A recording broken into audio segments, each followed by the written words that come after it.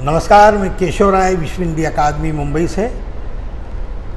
जैसा कि आपको सभी को मालूम है, विश्व हिंदी अकादमी मुंबई व मालवा रंगमंच समिति 3 दिवसीय मुंबई अंतर्राष्ट्रीय लिट फेस्टिवल कर रहा है 8, 9, 10 जनवरी 2023 को मुक्ति ऑडिटोरियम 4 बंगला अंधेरी में। उसी के लिए हमने आमंत्रित किया है श्वेता सिंह, जो मॉस्को से हैं।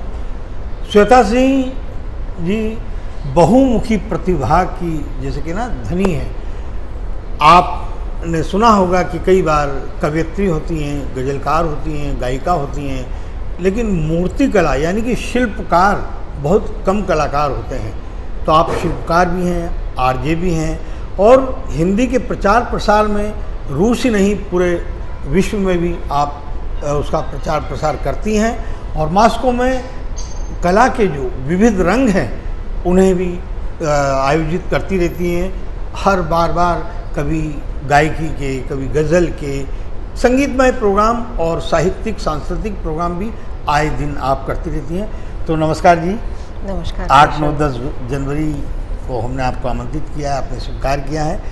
तो हम ये जानना चाहते हैं कि जो मॉस्को में जो आपकी गतिविधियाँ हैं, जो आपकी 2 संस्थाएँ हैं और आप इतना काम कर रही हैं, थोड़ा आप अपनी संस्था के बारे में बताएं। पहले तो आपको बहुत बहुत शुभकामनाएं इस आने वाले कार्यक्रम के लिए, और आपने मुझे इनवाइट किया इसके लिए बहुत बहुत शुक्रिया।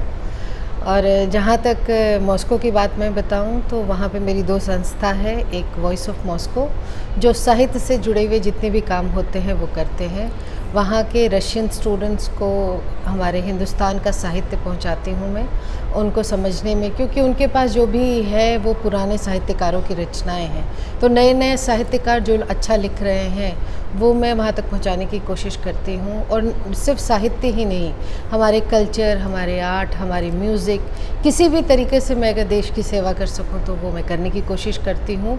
और वहाँ पे मेरी संस्था बच्चों के साथ, बड़ों के साथ, जो भी वहाँ पे यूनिवर्सिटी में पढ़ते हैं उनके साथ जुड़े हुए हैं और उनको हिंदुस्तान से जोड़ने का काम करती हूँ। तो हमारी वॉइस ऑफ मॉस्को संस्था वही काम करती है। और दूसरी मेरी एक संस्था है द क्रिएटिव पैराडाइज, जो कि आर्ट और डिज़ाइनिंग से जुड़ी हुई है। मैं बाय प्रोफेशन एक फ़ैशन डिज़ाइनर हूँ। तो वहाँ जब गई तो वहाँ पे मैंने देखा कि वो कंटेम्प्रेरी और वेस्टर्न कल्चर है, लेकिन वहाँ पे हिंदुस्तान के लिए इतना प्यार है, हमारे कल्चर, हमारे पोशाक के लिए। तो फिर हमारा एक स्टाइलिंग का प्रोजेक्ट शुरू हुआ, जहाँ पे वहाँ के आर्टिस्ट, वहाँ की म्यूज़िक इंडस्ट्री, जैसे यहाँ पे बॉलीवुड फेमस है, वहाँ पे म्यूज़िक इंडस्ट्री बहुत फेमस है। तो वहाँ के आर्टिस्ट को, जैसे कोई अगर हिंदुस्तान से जुड़ा हुआ कोई प्रोजेक्ट चल रहा है तो उसमें मैं उनकी स्टाइलिंग करती हूँ, उनको कपड़े प्रोवाइड कराती हूँ, उनको हिंदुस्तानी कल्चर के करीब कैसे जाना है सब कुछ कराती हूँ। तो बेसिकली मेरा काम है, मैं वहाँ वतन से दूर अपने भारत को रिप्रेजेंट कर रही हूँ। तो जिस तरीके से माँ भारती की सेवा हो सके मैं करने की कोशिश करती हूँ। आप भारतीय संस्कृति, साहित्य और कला को पूरे विश्व स्तर पर मॉस्को से आप और आगे बढ़ा रही हैं। नई पीढ़ी को ये बात मालूम हो रही है अपनी संस्कृति क्या है। ये प्रेरणा आपको कहाँ से मिली? ये प्रेरणा, जब आप अपने देश में होते हैं तो शायद आपको अपने देश की वैल्यू उतनी समझ नहीं आती है, लेकिन जब आप अपने देश से बाहर जाते हैं और बाहर में देखते हैं कि बाहर के लोग भारत को बहुत आशा से देख रहे हैं कि हमारी संस्कृति की जो जो धरोहर, जो इतनी रिच धरोहर है, उसका हम सम्मान नहीं करते। लेकिन वहाँ जाने के बाद जब मैं शुरू से जुड़ी हुई थी, छोटे शहर से आई हूँ, लेकिन वहाँ जाने के बाद बहुत कुछ पढ़ा, लिखा, समझा, लेकिन तब मुझे ज़्यादा रियलाइज़ हुआ कि मैं एज ए इंडियन वहाँ पे अपने भारत को रिप्रेजेंट कर रही हूँ। और मुझे अगर ये मौका मिला है कि मैं उनको बता सकूँ कि हम कहाँ हैं, वो जो हमारी तरफ बड़ी वेस्ट वाले जो देख रहे हैं, उनमें मैं जहाँ तक हो सकता है देने की कोशिश करूँ। तो ये शुरू से था, लेकिन वहाँ जाके मुझे वैसा माहौल मिला तो वो बात बन गई और ऊपर वाले की कृपा से रास्ता निकलता चला गया। हिंदी दिवस 14 सितंबर को विश्व हिंदी अकादमी ने आपको इस्कॉन में सम्मानित किया था। जी जी जी। आपकी कविताएं जो आपने प्रस्तुत की थी वो बहुत पसंद की गई थी। महामहिम राज्यपाल जी ने भी आपको सुना, उन्होंने भी बहुत पसंद की थी। तो एक तरफ आपका जो कविता है, गायकी है, और उसके बाद ये आप शिल्पकार हैं, और फिर ये सब एक साथ कैसे हो जाता है? सबके लिए रियाज भी करना होती होगी। जहाँ चाह वहाँ राह, मैं यही बोलूँगी। शुरू से आर्टिस्ट हूँ, मुझे जो भी आर्ट फॉर्म पसंद आता है मैं उसमें अपने हाथ आजमाने की कोशिश करती हूँ। और रशिया, जहाँ तक आपको पता होगा, आर्ट के मामले में बहुत रिच कल्चर है। वहाँ की पेंटिंग, वहाँ की मूर्तियाँ, वहाँ का जो भी आप आर्किटेक्ट्स देखते हैं, तो वहाँ पे मुझे ये सीखने का मौका, मुझ में ये था कि मुझे सीखना है। और जब मैं वहाँ गई तो उन लोगों को भी मेरे हाथ का काम पसंद आया, क्योंकि मेरा थोड़ा इंडियन टच था, तो उनके लिए एक नई बात थी। तो उन्होंने, वो जल्दी अपने ग्रुप में शामिल नहीं करते हैं, लेकिन उन्होंने मुझे अपने ग्रुप में बुलाया और फिर मैंने अपने थॉट्स को, अपने जो भी मैंने सीखा है, सबको मिला करके कुछ नया क्रिएट किया। जो भी क्रिएट किया उन्हें बहुत पसंद आया। तो ये मैं बोल सकती हूँ गॉड गिफ्टेड है। मैं, टाइम निकल जाता है, बच्चे बड़े हो गए हैं, तो मेरे पास अब समय की कमी नहीं है, तो मैं समय मैनेज कर लेती हूँ अच्छे से। शिल्पकार के रूप में आपकी जो मूर्तियाँ हैं उसके जी। बारे में बताएं, क्या उसका भाव होता है, क्या उसका कॉन्सेप्ट होता है, अब कौन सी मूर्ति बनाना है, उसको किस तरह से कौन सा आकार देना है, अलग अलग जो जी। विषयों पर आधारित होती है। बिल्कुल बिल्कुल, ये थॉट्स पे होता है। ये क्या है, आप जब लिखते हैं, ये भी क्या, आपके जो ख्याल आते हैं उनको आप शब्दों में बांधते हैं। तो बहुत बारी होता है कि जो ख्याल आपके मन में आया है, अभी आपके पास कलम नहीं है, मिट्टी है, तो मैं मिट्टी में आकार देने की कोशिश करती हूँ।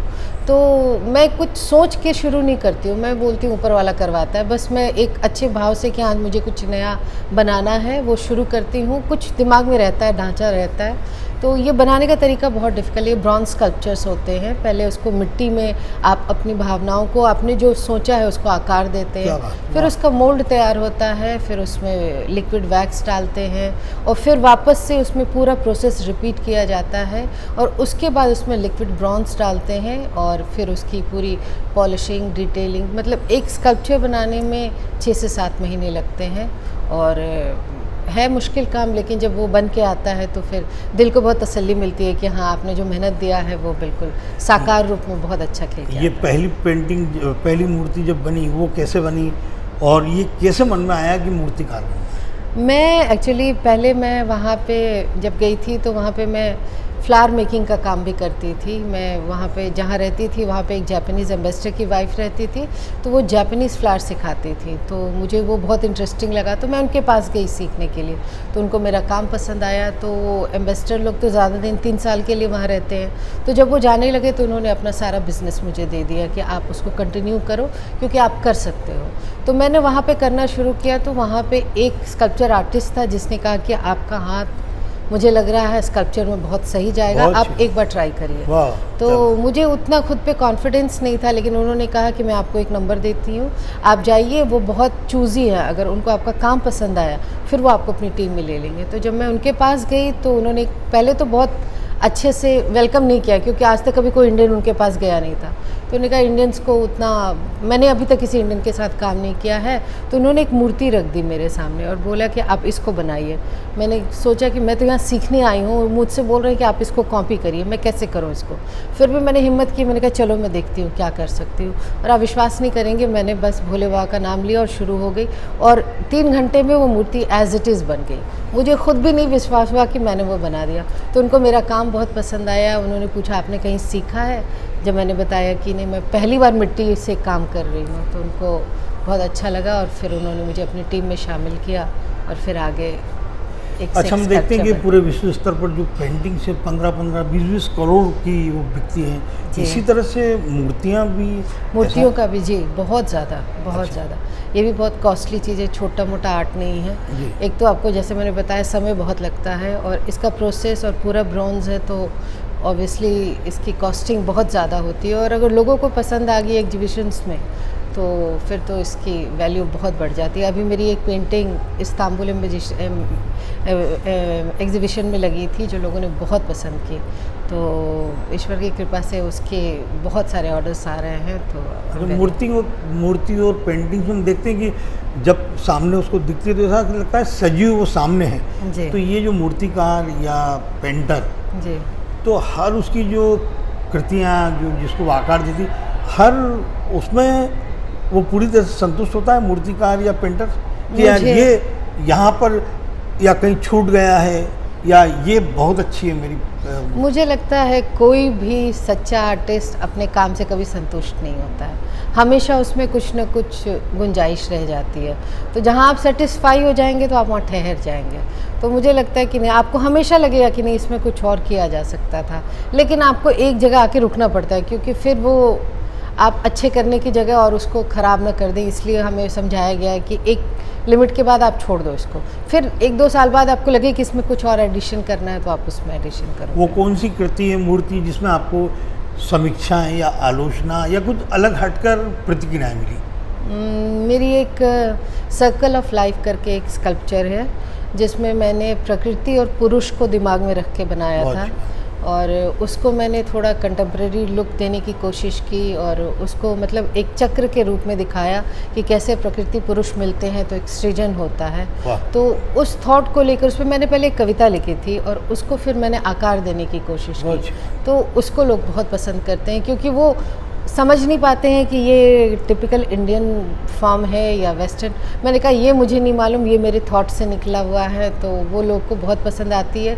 कुछ लोगों ने क्रिटिसाइज़ भी किया कि नहीं ये इसको और आपको क्लियर करना चाहिए था, बट मुझे लगता है आपकी बात समझना जो आर्टिस्ट सोचता है, या वो राइटिंग हो या फिर किसी चीज़ में, ऐसा होना चाहिए कि सामने वाला समझ भी जाए और नहीं भी समझ पाए। ये सब अलग अलग लोगों के लेवल के ऊपर है। मतलब आपके दिमाग में एक कल्पना, विचार, सोच, ये कभी साहित्य में चला जाता है, कभी मूर्ति में आ जाता है। जी। तो ये तय करना किसी बड़ा मुश्किल होता होगा कि मैं इस पर कविता लिखूं या इसमें मूर्ति बनाऊं, कि दोनों एक साथ हो जाते हैं? नहीं, ऊपर वाले आपको दिखाते हैं रास्ता। कभी होता है कि कलम सामने है, लगता है कि नहीं इस पे शब्दों में ज़्यादा अच्छा खेल सकते हो, तो फिर मैं उसको कविता में ढाल देती हूँ। कभी लगता है शब्द नहीं आ रहे, लेकिन कुछ भाव है जो कि मुझे व्यक्त करना है, तो फिर मैं उसको अपनी गायकी में निकालती हूँ या फिर उसको अपनी मूर्ति में निकालती हूँ। तो ऐसे वो मैं कुछ सोच के नहीं शुरू करती हूँ, वो खुद ही भाव आ जाते हैं। आपके कितने कविता संग्रह आ गए? मेरे अभी सांझा संकलन आ चुके हैं, और अभी मेरा आने वाला है पहला अपना संकलन आने वाला। गज़ल का भी? जी, गज़ल का और कविता का। तो ये जो आप मास्को में नई प्रतिभाओं को, तो जैसे आपने बताया कवियों को, लेखकों को तो मंच दे ही रही हैं जी, मूर्ति में भी आप इस शिल्पकार में भी उनको कुछ देती हैं? नहीं, वैसा तो मैं नहीं कर रही हूँ, क्योंकि मैं खुद ऑर्डर्स लेके उनको बनाती हूँ। मेरी टीम है और मैं काइंड ऑफ अ बिजनेस चल रहा है मेरा मूर्तिकार से, वो मेरा शौक़ था। लेकिन जो साहित्य है ये मेरी सेवा है, धरती के लिए सेवा है। तो उससे जुड़े हुए जो लोग होते हैं उनको मैं मंच प्रोवाइड करती हूँ, उनको जो भी होता है डिज़ाइनिंग में काम होता है वो मैं करती हूँ। स्कल्पचर मेरा अपना है, क्योंकि वो सिखाना पॉसिबल नहीं है। मुझे लगता है ये आर्ट आप लेके पैदा होते हैं। तो आपकी संस्था साप्ताहिक या मंथ में एक आध प्रोग्राम करती है? नहीं, साल में 1-2 प्रोग्राम तो हो ही जाते हैं, और अभी थोड़ा बढ़ाना है क्योंकि व्यस्तता के कारण उतना हो नहीं पा रहा है, और कोरोना के कारण बिल्कुल ही बंद हो चुका है। जैसे काव्य गोष्ठी या जी, वो तो ऑनलाइन बहुत होते रहते हैं। जी, ऑनलाइन चलते रहते हैं प्रोग्राम्स, और वहाँ के लोकल्स के साथ यूनिवर्सिटीज़ में जाके डिस्कशन करना, किसी कविता पे विचार रखना, रशियंस क्या सोच रहे हैं, ये सब चलता रहता है। रशियन बच्चों के साथ, जैसे कोई यहाँ के बड़े बड़े लेखकों ने अपनी कविताएं भेजी, मैं उनको बच्चों तक पहुँचाती हूँ, वो उसको पढ़ते हैं, उसके भाव समझते हैं, उसको रशियन में ट्रांसलेट करते हैं। फिर हमारे वहाँ यूनिवर्सिटी में प्रोफेसर्स हैं जो कि हिंदी और रशियन दोनों जानते हैं, फिर उस पर डिस्कशन होता है कि आपने भाव सही पकड़ा, नहीं पकड़ा। तो इस तरीके से हिंदी पे चर्चा चलती रहती है, उर्दू पे चर्चा चलती रहती है। फिर उनको हमारे खान पान, बहुत बार होता है उनको हमारे खाने के बारे में जानना होता है, तो मैं कुकिंग क्लासेस भी ले लेती हूँ। आते हैं मेरे घर में, सीखते हैं हमारे कल्चर, हमारी पोशाक कैसी है, उस सब का डिटेल। तो जो भी होता है, जिस तरीके से भी मैं उनको जोड़ सकूँ अपने कल्चर से, वही मैं करती रहती हूँ। वाह वाह, क्या बात। पूरे रूस में आप का सब जगह उसकी? जी नहीं, मेरा मॉस्को में है। पूरा मॉस्को? जी, मॉस्को में। जी। अब आने वाले समय में क्या आ रहा है आपका? कौन सी मूर्ति की कल्पना की आपने? मूर्ति की कल्पना अभी नई एक दिमाग में आई है, अभी मैं सोच रही हूँ उसको आकार देने के लिए। समय, अब जाऊँगी यहाँ से तो फिर उसके लिए बहुत शांत माहौल चाहिए, और फिर बैठ के कुछ सोचूंगी। बट मेरा अभी रेडियो शो जो चल रहा है वहाँ पे as a radio jockey, Russian वहाँ जो इंडियन कम्युनिटी है उनके लिए फरमाइशी गानों का प्रोग्राम होता है, हर शनिवार आता है, जहाँ पे पूरे रशिया से, हिंदुस्तान से, कि अब तो पूरी दुनिया से लोग जुड़ते हैं। जब मैंने शुरू किया था तब मैंने सिर्फ वहाँ की कम्युनिटी के लिए शुरू किया था कि उनसे फरमाइशें लेती थी, उनको अपने हिसाब से स्क्रिप्टिंग करके, कोई एक गाना हुआ तो उसके क्या भाव हैं उस पर अपनी कविताएं बोल के एक पूरा अच्छा सा प्रोग्राम होता था। लेकिन धीरे धीरे वो प्रोग्राम इतना हिट हुआ कि हिंदुस्तान से, पूरी दुनिया से, आज के दिन में हर जगह से फरमाइशें आती हैं और लोग उसका इंतज़ार करते हैं। तो ये प्रोग्राम अब कुछ और 1-2 प्रोग्राम और आ रहे हैं, वो भी लाइनअप है।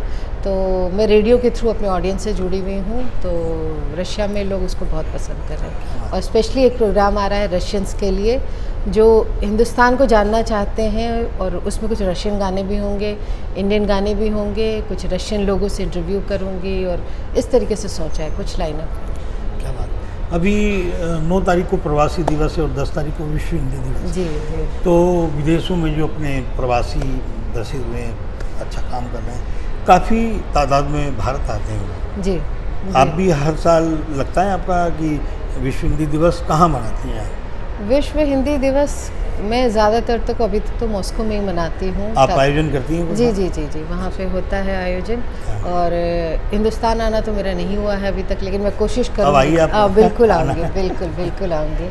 तो प्रवासी ये जो चीज़ है इसके लिए मैं आऊँगी, मेरा मन है आने का, आऊँगी। आप सुन रहे थे श्वेता सिंह जी को, जो बहुमुखी की प्रतिभा की धनी है और साहित्य, संस्कृति और कला, मतलब तो ये जो विदेशों में रहकर हमारी भारतीय संस्कृति को इतना आगे बढ़ा रही हैं, हमें बहुत गर्व है इन पर। और हमारी शुभकामनाएं कि दिनों दिन और आप करते रहें और भारत का नाम। बहुत धन्यवाद केशव जी, बहुत धन्यवाद।